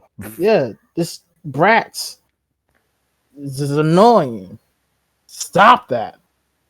But I hope this is just them saying, "Look, check out your friend." Okay, and it's just I feel like Jay White has better things to do than roll with that sort of company. So Like his whole um, run is just a blur to me. yeah. But yeah, oh well. Again, ending with more questions than answers. And necessarily, I don't know if I want to find out what the answers are, but we'll see. As we move on to the end of the week, as we know it, oh Lord help us with weeks going forward. Rampage, and we kick things off with a match signed by Matt Hardy for Ethan Page. As Bandito, Penta Zimiero, Ray Phoenix took on Big Bill, Ethan Page, and Lee Moriarty. Yeah, I don't know why this trio was a thing. Ray Phoenix, though, the early going with the drop kick to Ethan Page, why Bandito grabbed the tag, and then he and Lee Moriarty traded strikes. Bandito took him out with a tornillo. As again, the Lucha Brothers and Bandito, they had the match. Andale, literally just keep on moving forward until Big Bill came in and did Big Bill things with Penta. Penta chopped down with a choke slam attempt from Big Bill, but then got kicked Big Bill, in the quads. Easy for me to say. As Big Bill looked for the charge, Penta was able to duck underneath it and sent Big Bill crashing to the top rope. Big Bill's own momentum working against him. And then Benson tried for a tope, but Big Bill countered with a massive right hand. You might as well just send the man crashing into a wrecking ball. As Bandito took flight, then Big Bill's strength, again, Big Bill doing Big Bill things, being the counter person here. Caught Bandito, chin the big boot. Ethan Page tied himself in, power slammed Bandito for a near fall. Still not enough.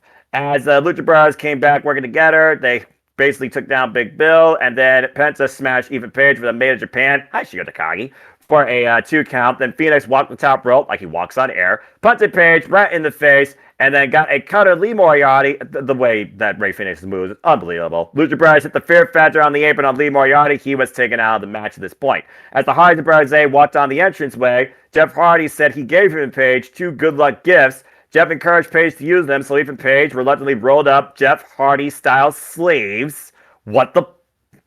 As he was doing so, Bandito, though, he served him up with the 21 plex and was able to catch Ethan Page with that for the win. Ethan Page, don't ever wear those again. I'm gonna be real with you. Go for it. Watching Rampage, I kind of like phased out like some parts of the show. Like I literally phased out the whole show. I'm like, bruh, what is going on? I don't know.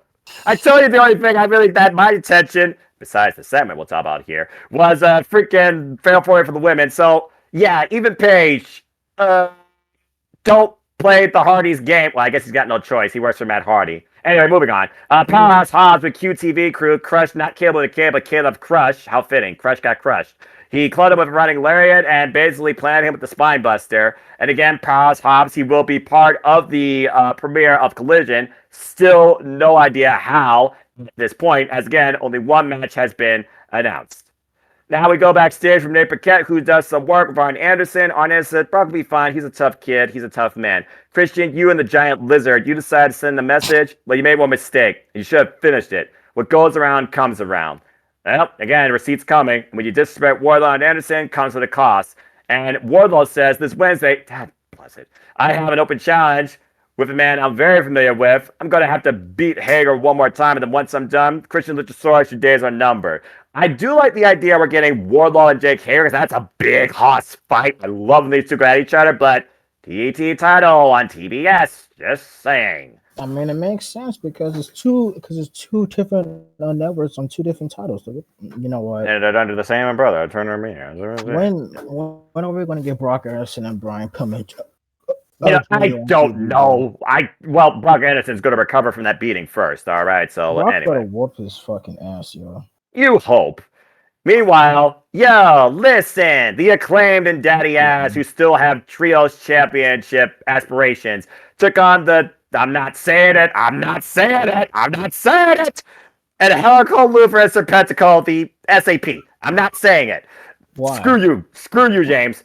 And Helico and Anthony Bowens begin the match in the early going on the respective teams. Bowen uses mind games to lure Helico in. At Helico, I need my vibe back, man. All right, where's that Nave style?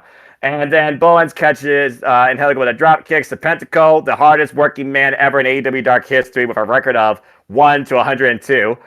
What a fucking loser. Hey, respect the work effort. I mean, the Acclaimed uses a Tandem offense on Serpentico. Caster uses a Manhattan drop and another one. And then Bowens drops with the Sesame Timbers on Angelico. Damn it. Serpentico then comes in and eats a right hand from Daddy Ass. By Looper, he jumps in and Daddy Ass clobbered him with repeated shots. That's the only way to shut Looper up, it seems. While Bowens nailed Looper with the arrival, Caster hit the mic drop, and that's all she wrote. So there you go. Spanish Announce Project. Damn it. Go back to Ring of Honor.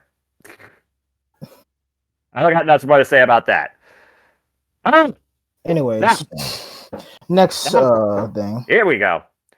On the rampway, Renee Paquette introduced Jeff Jarrett, Your boy. Karen Jarrett, Jay Lethal, Sanjay Dutt, and Satnam Singh. Karen took the mic and said, I heard AEW's Dynamic Diva is in the building, and she started something last week, and I'm here to finish it right now. So Aubrey Edwards, get your ass out here.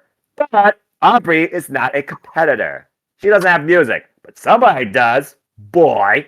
As Mark Briscoe comes out with Aubrey Edwards, and basically Aubrey, there you go, Aubrey. She simply says, look, Karen, despite my best efforts, AEW will not sanction a match between you and me because I am an official, and you sure as hell want a pro wrestler. You're damn right she's not. But I'll tell you this. If I see you in catering, if I see you backstage, or if I catch you interfering in one of your husband's matches, I'm going to kick your ass. I was like, let's do it. Anyway, Mark being the voice of reason, I cannot believe I just said that. Simmer down, simmer down, simmer down. Karen, Jared, Aubrey, I had some conversations with important men in high places, and you are correct. They won't sanction a match between you and Karen one-on-one. But what they will sanction is a mixed tag team action. To be more specific, it'll be trios mixed tag team action. As Sanjay Double Balls Brown said, oh, okay. So basically, it'll be you and her versus three of us. Oh, I got this. It'll be Jeff Jarrett, Karen Jarrett, and no. Jay Lethal, you got this. Jay Lethal looking befuddled. Because at the end of the day, I got numbers game here. I see the numbers. It's 3-on-2. But Mark Briscoe reminded Sanjay Dutt, if you don't think I'm 2 steps ahead, you are sorely mistaken. You see, there was one man that warned me of y'all's antics. Our tag team partner, the baddest dude, blood, there's no blood thicker than family. Our tag partner is my man, my dad, Papa Briscoe. Let's fucking go. I cannot wait for this to be booked, and I cannot wait for that witch to get what she deserves. This is my most exciting moment on Rampage. This was the funniest shit I've ever fucking seen, bro. I agree. It's just the fact that my boy Mark was like, Mark Briscoe. God bless that man. Briscoe. God bless that man. I love that man, and it's just the fact how like homie was like this Hopper Briscoe in the man. Boy, we haven't seen Punk put Papa Briscoe in action since Ring of Honor. That is crazy, bro. Yeah, you saw Jay Lethal's face, by the way, when that name was announced. Jay Lethal was like, oh, shit. But I wonder how they're going to do this match. Is it actually going to be on TV, or I kind of want this like happen on the farm. Like, imagine a cinematic match on the farm.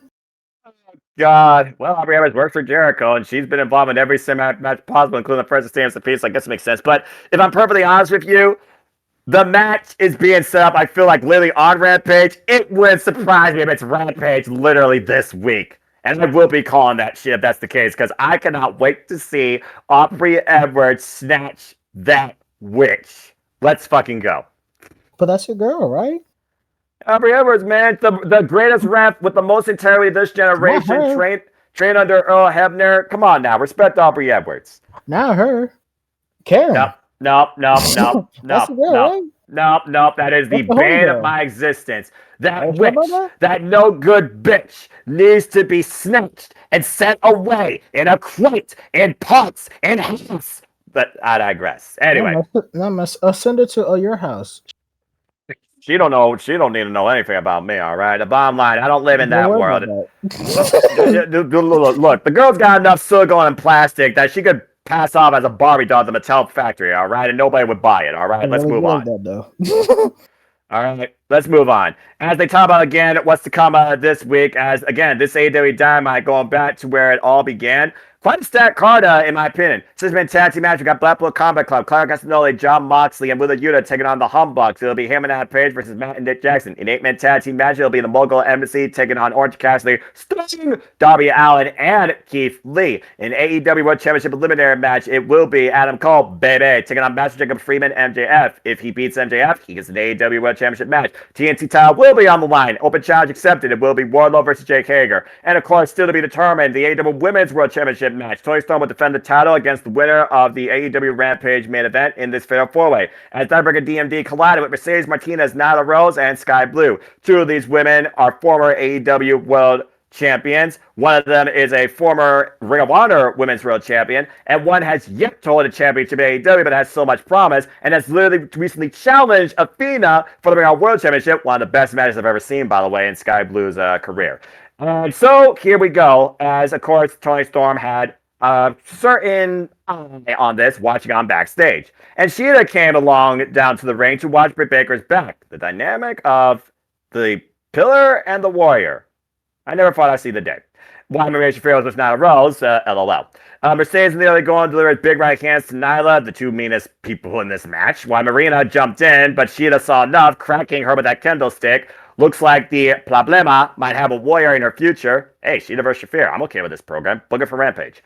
As Sky Blue tried to come back, she tried to go for a fresh kick on Nyla Rose, but the Naby's countered with a clothesline, took her damn head off, and she wasn't even wearing her hat. Nyla climbed to the top rope, but Britt Baker shoved her off. Then Britt caught Mercedes with the sling blade. Britt was in control till Sky Blue and Britt traded forearms. These two no-stranders to each other. Sky Blue countered with a fresh kick, and then Britt rolled up Mercedes, transitioned into the lockjaw, but Nyla broke it up before Mercedes could tap out. Then Baker and Blue teamed up and nailed Nyla Rose with stereo thrust kicks, taking the Native Beast down, the biggest threat in the match. Literally. While Mercedes staggered Nyla with the knee strike, followed up with the backdrop suplex. Jesus. Britt Baker curb stomped Nyla, and basically Nyla Rose was a non-factor. While Mercedes and Britt brawled on the outside of the ring, Sky Blue was able to come in while Nyla was getting back to her feet, transitioning her way around Nyla Rose into the Code Blue, and Sky Blue won, getting her first ever pinfall win on Nyla Rose, too, to boot. A very good four-way dynamic for the AEW Women's Division, as she marked the L on the TV. Disrespectful. Toni Storm will defend the AEW Women's World Championship against Sky Blue. Sky Blue, good luck. Own this opportunity. Good match. It was a good match. This is like the only match I actually was trying to pay attention to, because it's like, yo, like just to see a homegrown talent win the contendership to become, to potentially become a champion is fucking awesome. I'm happy, Agree. I'm really happy, because finally it's not the same old bullshit, bro. Right. That's not the same old main chicks winning the match. You get another title shot. It's finally somebody new, somebody fresh, a fresh new talent who could finally potentially maybe help lead the women's division, probably later on, probably a year or so. But yeah. Yep. It's happy. And again, it looks like they're setting up a program with Hikaru Shida and Marina Shafir in the meantime, and we'll see if Mercedes Martinez and Britt Baker, they continue to have a program. So there might be some other stuff set up out of this too. So I'm curious what way the women's division goes from here, with the long-awaited blood and guts women's match probably not happening anytime soon now that Jamie Hayter is out injured. And again, it just feels like since Double or Nothing, the women's division is trying to go on an upside, a reset, a different dynamic, as they're showcasing all this other talent within AEW, which I feel is a very nice change, to say the least. Good.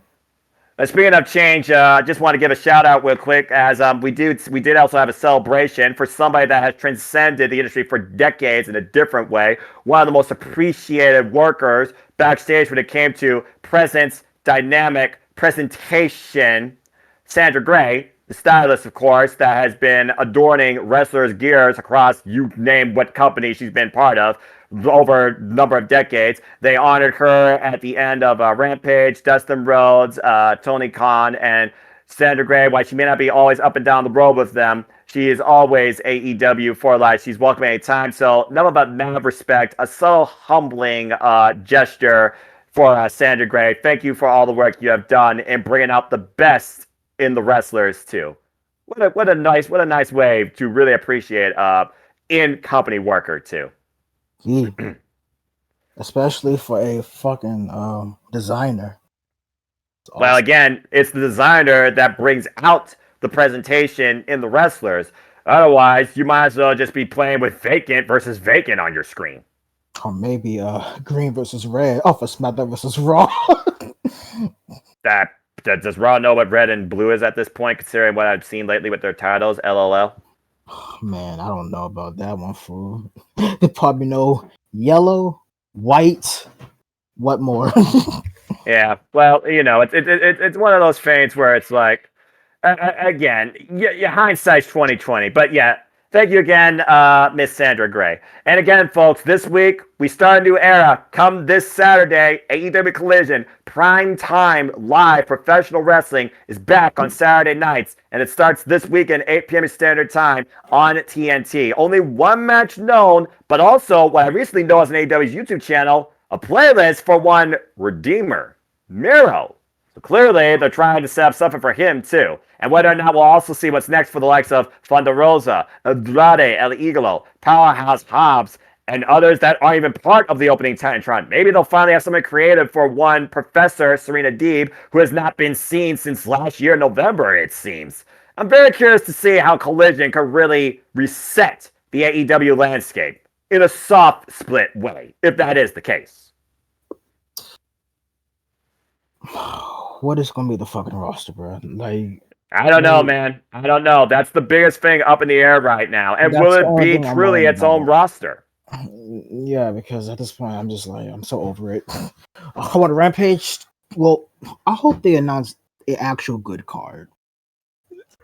Starting with that mixed trios match, they need to announce that. I feel that needs to be on Rampage more than Collision, even if Jeff Jarrett is on my screen. That's your boy, right? Don't start with me. I will start with you. We're not going there. We'll talk more next week, I'm sure. As of course, next week is also Go Home into Forbidden Door. Folks, AEW Spark also might be recorded at a different time as well, so stay tuned. But that being said, we thank you all once again for tuning in to AEW Spark, the conversation that covers all fans and all elite wrestling every week. And we'll see how Collision changes that dynamic, whether it's shorter or long. Oh, fuck me. It's going to be longer. We both know it's going to be. Before we conclude and leave you to what's ahead on Wednesday night in AEW, Zero, it's always a pleasure. Anything you want to plug, promote, where we can find you? You can find me at, what the fuck? Damn, I completely forgot my own channel name. Holy shit. This is how tired we are. It's all good, man. Yo, I was editing the fucking quarterfinals and the finals of the tournament. Like back to back. Then like mid-time when I edit the finals, I went out for a walk with my weight vest and I was out there for an hour or some change. Got back home, shower, did a little thing, and then put back to editing. But you can find me at 0channel-0. The road to Pride 5 is going to be starting probably this week, with the main event being announced. And I could probably say here, this is just a little teaser, and this is for one of my upcoming matches from Pride 5. My character, Chakay Miller, most people know me as Kano, would challenge a wrestler from WYW. Ooh, that's a forbidden door right there. Yes. He wants to challenge a wrestler from there. Who could it be? You'll find out soon. But yeah, that's a forbidden door. That's gonna happen. Fair enough. But yeah, turn on Color TV You can find it on my my Zero channel. So yeah, we are doing a soccer league, so it's fucking hilarious, uh, especially Penny's poor fucks get hit by a ball and just get fucking knocked out on the damn field. But Damn. yeah, bro, if you see It reminds me of that MXC segment where the soccer ball just came down midair face first into that lady, and she just fell face first in that mud. I was like, damn, that looked like it sucked. yeah, like shit like that be happening. It's hilarious, especially with the sprites. But yeah, but yes, like that's where you. But yeah, that's where you can find me. So yeah, All right. where can they find you? I mean, Here. Well, I mean, I'm not that hard to find, but also I keep to myself because that's just the way I am in my introverted nature. But still, always appreciate what you bring to, and I hope everybody appreciates the conversation and everything that we do here at FTW. If people do want to know more about me, though, know this: for I am just a simple man and a lifelong fan of professional wrestling. But I digress. So find me if you want to on the Twitter and on YouTube and Foster1916 for all things wrestling. Shout out, of course, to my entire AEW family on the Twitter. Again, it's gonna be a fun week. We, of course, have Saturday night.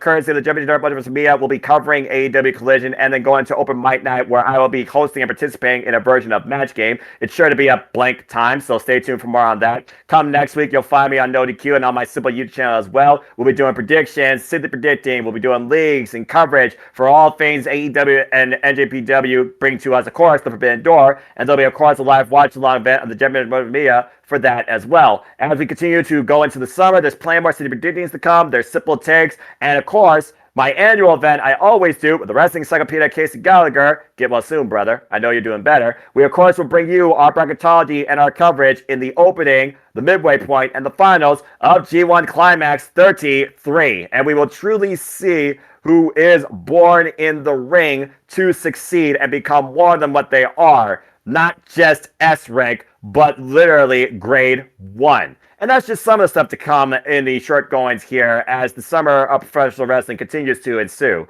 But as always, let me conclude, there are no winners, there are no losers, there are no betters. Just fans with opinions for this passion we all share. So at the end of the day, folks, support one another, respect each other, protect your mentality too, treasure your families and just enjoy life, and enjoy professional wrestling. It's as simple as that. But with that being said, thank you so much once again for tuning in. Please like, subscribe, comment, and tell a friend. Hit the bell as video goes live on demand on this channel or any of the channels courtesy of your producers and cohorts here at FTW Productions. And hit the subscribe button. We assure you our passion, our creativity, and our fatigue is not letting up anytime soon in everything we wish to bring you and our passions for this industry. For Zero, for Owen Finch, who wasn't here this week, for the man who's in the production seat that's about to pull the plug and play the outro, I thank you all once again for tuning in to another episode of AEW Spark. So until next time, make a positive impact in life, and have a good night, for we are AEW. Fortune 4. That was an Impact faction. There you go. What a fucking faction that was. And it was definitely a different dynamic to say the least. And usually this is when the producer man would come onto the screen, but I don't know if he's actually awake right now. This motherfucker. Extended coverage. Again, we talk about the Medicine Citrus, Sandra Gray. Thank you, Sandra, for your decades of seamstress work in bringing out the character and the life of everything we see in that wrestling ring portrayed by those great, hardworking young men and women. Yo, I'm just gonna say this though. I need to watch ECW Heatwave 98 so I could do a fucking retro preview because like okay, so originally well I put out a poll, right? Should we do ECW Heatwave 98, Noah Destiny 2005, the Tokyo Dome show. Right. Fun fact, I used to watch when I went to my granny's house in the ass crack in the morning. I was watching that show, and that show was fucking great. When I saw Kenta, I was like, this man's my boy. Jesus Christ. Kenta's still doing what he loves to do, even in the most lackadaisical ways possible. I do wonder, maybe they'll actually will set up Kenta versus CM Punk, GTS versus GTS going into Forbidden Door. I know that's been talked about, but it'd be awesome. But I agree. The other okay, the other show was the DDT Abima Towers. I don't know if you heard about that one. Probably not. That's probably an oldie on Wrestle Universe, because I've been more so catching up on Stardom, by the way. I feel so bad for Mina Shirakawa. She just won the white belt. Why? Yeah, she lost Damn. But like the apparently the Bima Towers match happened in 2019. Really? And, yes, and do you want to know the story behind it? Yeah, go for it. The fucking funniest story. So Dan Shocodino, if you know him, he wants to go kiss the president of Abima. He wants to kiss him. But the only way he get a chance to do so is if he goes through the tower at a certain time. If he doesn't make it in time, he has to take a punishment. Oh, jeez. And let me tell you, the Abima Tower, they are wrestling inside of an office building with people working inside this joint. Just someone on the phone, just doing something, and someone doing something on the computer, and you got two people wrestling in your outside your cubicles. Okay, not just two, but they're going floors by floors. So each floors in some rooms is a different match. One of the matches was a penalty kick with a soccer ball. Brilliant. During one match, they was playing the UFO machines to get a prize. It was goofy, and I loved it. It was so funny though. It was so goofy, there's a thin line where comedy actually works in pro wrestling, and Japan, moreover, has been able to make that work versus other companies. Although AEW, I'll give them some credit. A few of their gimmick-based matches, like Arcade Anarchy, they made dynamics work too. I still go back and watch that parking lot fight because that was downright ridiculous. Oh yeah, that's right. Santana actually might be coming back as well. Now that I think about it too. It would be nice to see him back. Yeah, and maybe Santana Ortiz can bury the past, and everybody it's like an adult works together, and this company actually thrives and make money this summer. Of course, Fight Forever is right around the corner too. So I mean, big summer AEW. Make or break, in my opinion. That's all I gotta say about that.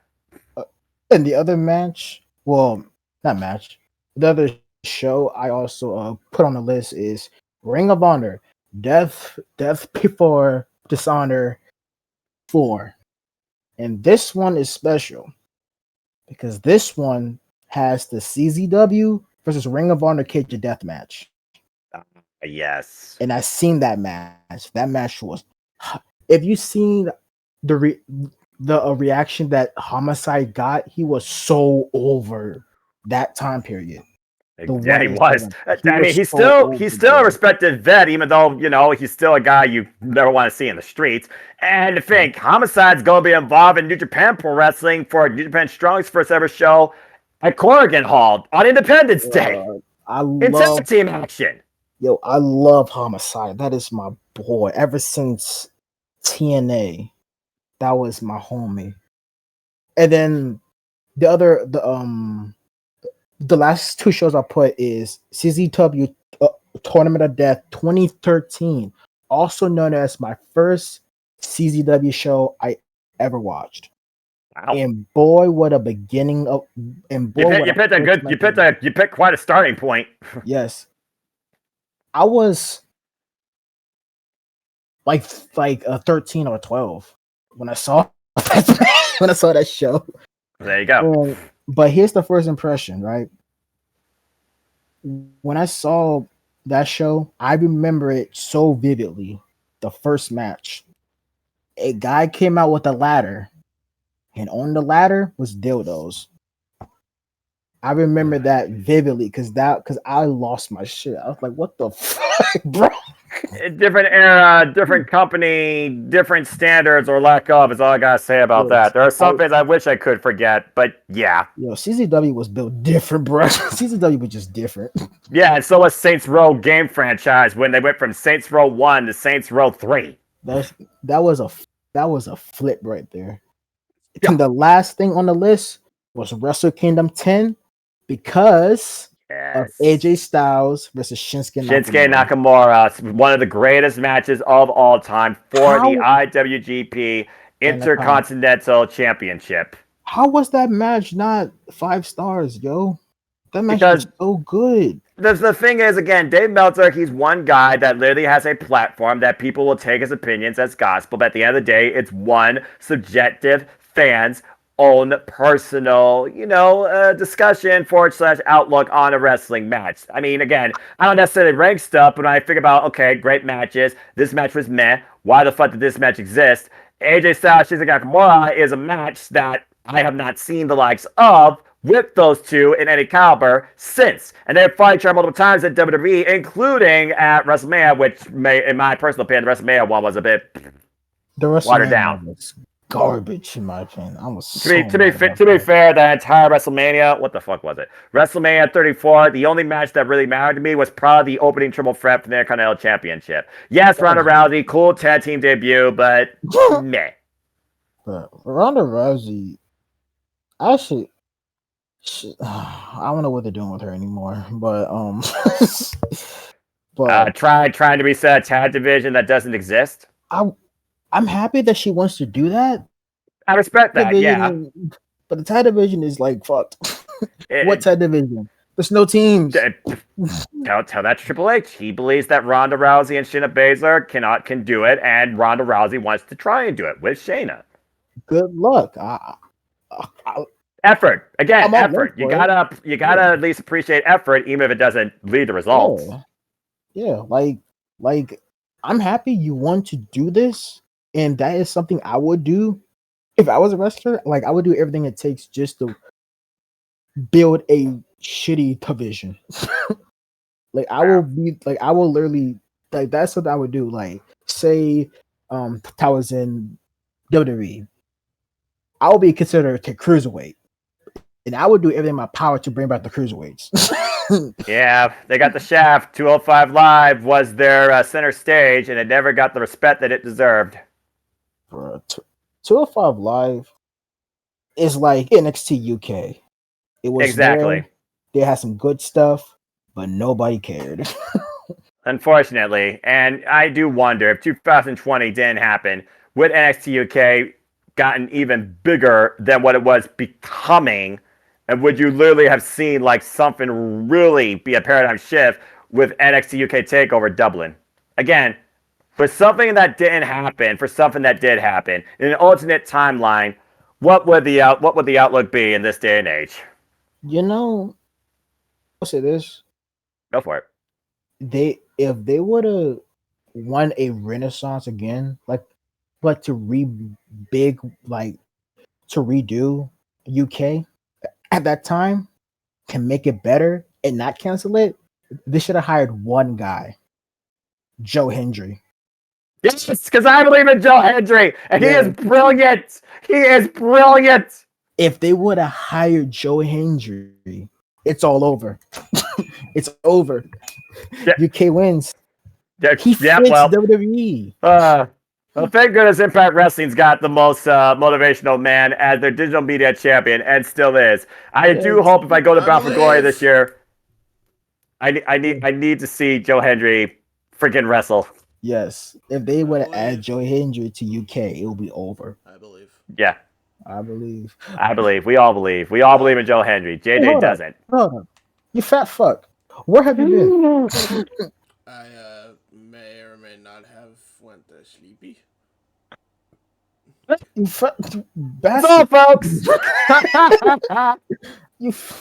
You fucking. It's gonna be a hell of an edit for you unless you just let it roll on, and people are like, "What the hell are they talking about? This is." You should have let it roll on.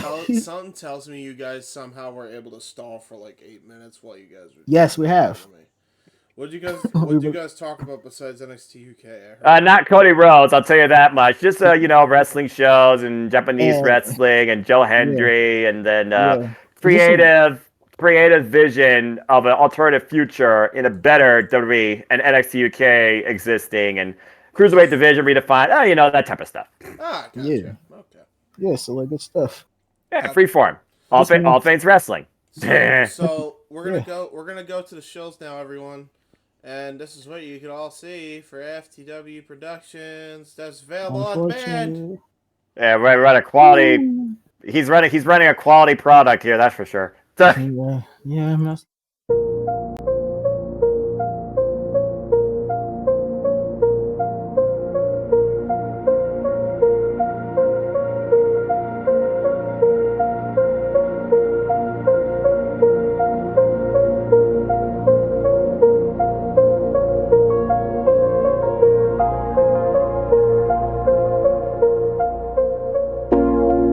It's out of my hands,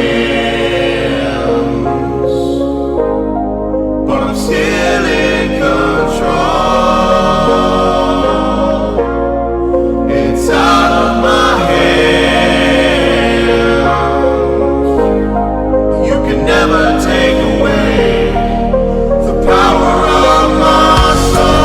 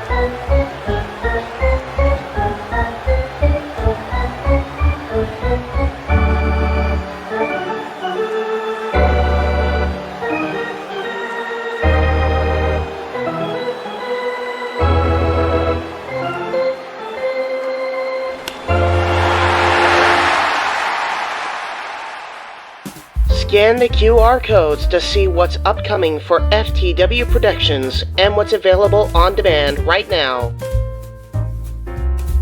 Button Master Stable Wars entire playlist. FTW Productions Watch Party for WrestleMania Go Home Raw. Mistress Audio Dramatic Readings featuring voice actors from Weymouth Youth Wrestling. All Retro Wrestling Review Series videos on demand and upcoming. All WrestleMania themed retros available now on demand. Star Wars Jedi Fallen Order Let's Play Series. WrestleMania 19 Revenge Mode Let's Play Series. All of A Simple Man's Brand Simply Predicting panels. Both episodes of The Don DeMarco Show.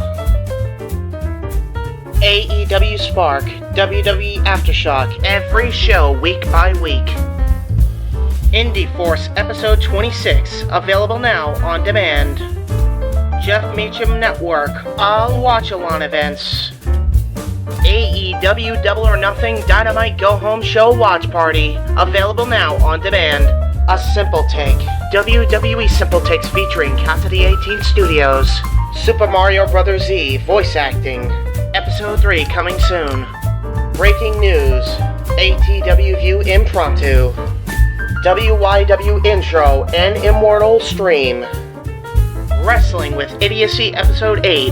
Fast Food and Restaurants discussion. Plugs have concluded. On to the video. for those that somehow still stayed around for the post-discussion Madness 2 and all things beyond AEW, again, because producer man apparently dropped the ball, we're finally going to pull the plug on these shenanigans. I was napping. Leave me alone. Hey, man, no nap during work. Do the work and keep stepping. And for all of you, like I said earlier, remember, make a positive impact in life and have a good night, for we are AEW. Oh, God. Podcast has concluded. Be sure to check out more group discussion as far as AEW content is concerned, and check out more content from For the Win Productions.